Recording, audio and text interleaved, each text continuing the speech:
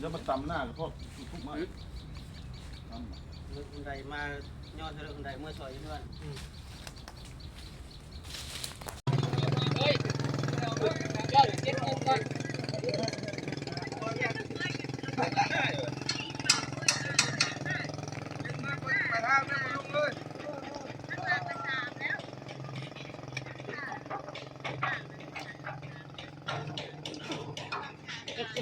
เมื่อนั้นบอกนั่นแหละได้เครื่องก็ได้นะตัดไฟตัวมันเสกแล้วมันเปลี่ยนทิมเลยเลยมอง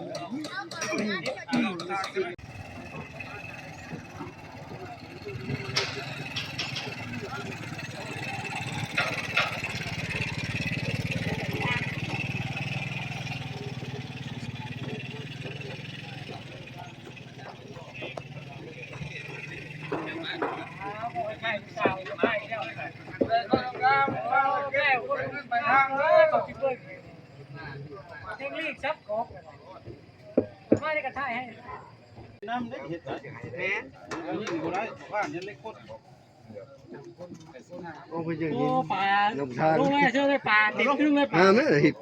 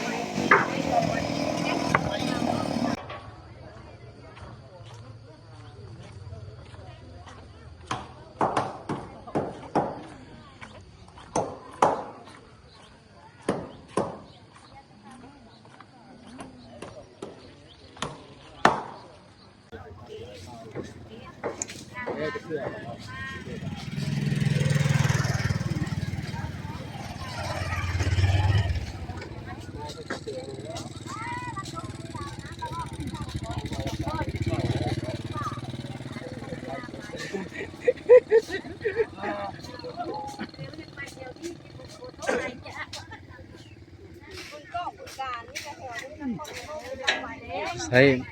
ไม้เลื่อยเพิ่นว่าสิเลื่อยไม้เป็นอยู่ใช้ไม้เป็นเอาไม้นั่นนี่สิ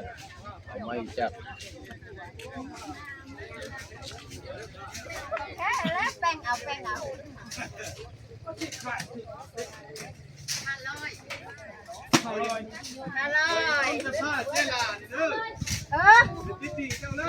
ให้ข้างแน่เด้อพาข่อยเด้อ